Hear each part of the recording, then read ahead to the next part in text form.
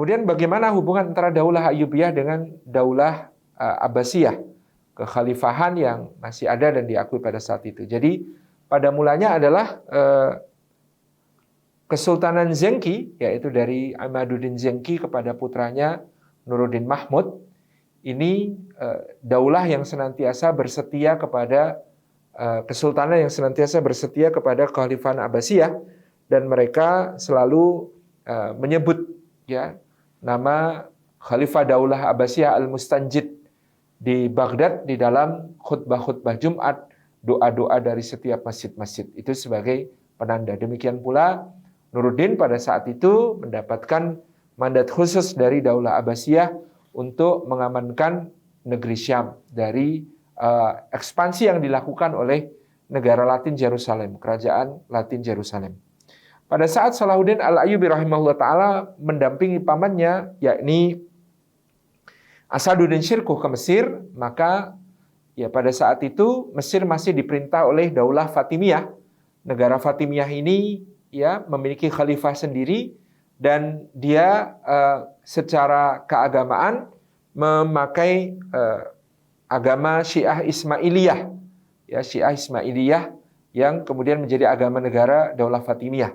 Tentu ini hanya di tingkat penguasa dan para birokratnya, karena di tingkatan rakyat Mesir secara umum merupakan masih mayoritasnya Ahlus Sunnah wal Jamaah.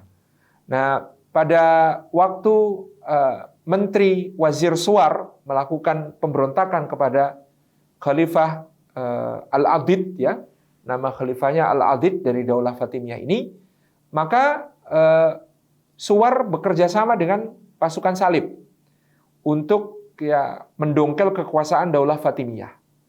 Maka Al-Adid menyurati Nuruddin Mahmud ya untuk bersekutu menghadapi pasukan salib dengan Menteri Suwar, Wazir Suwar yang ada di Mesir ini. Nah, Nuruddin memandang ini sebagai kesempatan lagi untuk bisa membangun pangkalan kaum muslimin dalam jihad fisabilillah, membebaskan Baitul Maqdis dari arah Mesir. Jadi dari dulu Nuruddin maupun para panglimanya yang lain selalu memahami untuk bisa membebaskan Baitul Maqdis kuncinya harus menguasai Syam dan menguasai Mesir terlebih dahulu. Bukan hanya secara geopolitik dan geostrategis, tapi juga secara logistik. Karena Mesir maupun negeri Syam menghasilkan ya pertanian yang sangat makmur, ya, gandum dan berbagai buah-buahan untuk menjadi logistik bagi pasukan kaum muslimin yang berjihad di Baitul Maqdis. Maka pada saat itu dikirimlah lagi Asaduddin Syirkuh dan Salahuddin Ayyubi untuk menuju Mesir, dan pada saat itu Salahuddin Ayyubi memerankan peran yang sangat penting dalam pertempuran di Sungai Nil, di mana dia menggunakan rakit-rakit berkayu bakar yang kemudian digunakan untuk menghancurkan pasukan dari Amarik, Raja Yerusalem, yang memasuki perairan Sungai Nil dengan kapal-kapal besar mereka. Dan kemudian kekalahan pasukan salib diikuti dengan berhasil ditangkapnya Wazir Suwar yang berkhianat dan kemudian dihukum mati. Karena ya hukuman mati yang dijatuhkan kepada Wazir Suwar, maka pada tahun 1168, 1169, maka Khalifah Al-Adid ini mengangkat Asaduddin Syirkuh sebagai wazir negara Mesir. Pada saat itu Asaduddin Syirkuh juga sudah berusia lanjut, dan Asaduddin Syirkuh ini tidak ada bagian tubuhnya 1 inci pun yang tidak ada luka perang, luka jihad. Ya, saking aktifnya beliau dalam jihad fisabilillah. Dalam waktu kurang dari 1 tahun, Asaduddin Syirkuh kemudian wafat. Praktis kemudian Al-Adid mengangkat Salahuddin Al-Ayyubi sebagai wazir atau Perdana Menteri negara Fatimiyah di Mesir. Pada saat itu Nuruddin sudah mendesak Salahuddin Ayyubi di tahun 1169 itu untuk segera menghapus Daulah Fatimiyah. Dia bisa menggerakkan pasukannya untuk kemudian menghabisi Daulah Fatimiyah dan kemudian menegakkan kuasa Daulah Abbasiyah.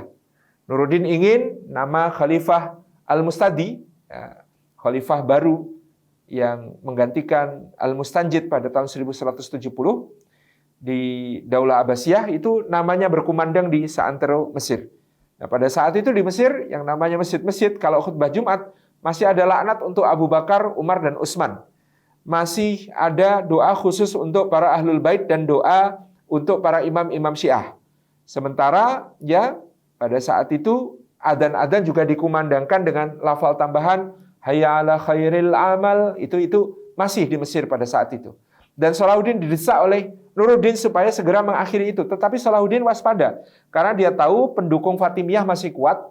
Di bawahnya ada komandan-komandan yang masih setia kepada Al-Adid yang kemudian dia harus amankan itu terlebih dahulu. Sehingga dia meminta Nuruddin untuk bersabar dan mempercayakan urusan Mesir kepadanya. Dia menjanjikan dalam waktu dekat, insya Allah Mesir akan digabungkan sebagai bagian dari wilayah kekuasaan Nuruddin dan wilayah kekuasaan Daulah Abbasiyah. Benar pada tahun 1171 Al-Adid, Khalifah Daulah Fatimiyah jatuh sakit, sementara anaknya masih kecil-kecil. Maka pada saat itu Salahuddin Ayyubi selama Al-Adid sudah jatuh sakit, dia bergerak cepat untuk membersihkan pendukung-pendukung Fatimiyah yang ada di pemerintahan. Mereka semuanya ditangkap, sebagian diasingkan. Kemudian adzan sudah diganti, tidak lagi hayya 'alal khairil amal. Khutbah Jumat juga sudah mendoakan Khalifah Al-Mustadi, Khalifah Daulah Abbasiyah. Sudah tidak lagi mendoakan Al-Adid sebagai Khalifah Fatimiyah. Kemudian akhirnya Al-Adid wafat dan keluarga Khalifah Fatimiyah ini, keluarga Al-Adid kemudian diasingkan ke tanah pedalaman. Ini yang kemudian dilakukan oleh Salahuddin Ayyubi pada tahun 1171. Sehingga pada tahun 1171 itu otomatis Daulah Fatimiyah terhapuskan. Jami' al-Azhar kembali menjadi perguruan tinggi Ahlussunnah wal Jamaah dan kemudian Mesir digabungkan dengan Syam di bawah kendali Nuruddin. Kemudian bergeraklah Salahuddin untuk mengamankan Mesir sampai ke arah Aswan, sampai ke Nubiah, kemudian ke barat sampai ke gurun Libya. Dan pada tahun 1174 kita ketahui Nuruddin wafat. Kemudian Salahuddin Al-Ayyubi mengambil kendali penuh atas wilayah negeri Syam dan Mesir pada tahun 1178.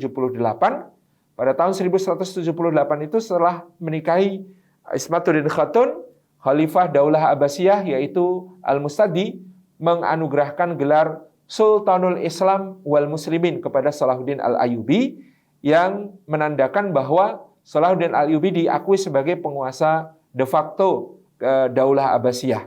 Ya dari sejak zaman Daulah Buwaihiyah, Khalifah Abbasiyah itu hanya menjadi simbol persatuan umat. Di bawahnya yang mengendalikan pemerintahan secara de facto adalah para sultan. Nah, maka Salahuddin Al-Ayyubi dengan khalifah memerintahkan pencetakan koin dinar dan dirham dengan cap Salahuddin Al-Ayyubi dan diberi gelar Sultanul Islam wal Muslimin pada tahun itu 1178. Maka dengan demikian resmilah Daulah Ayyubiyah diakui sebagai pelindung kekhalifahan Abbasiyah. Jadi hubungannya begitu. Wallahu a'lam bishawab.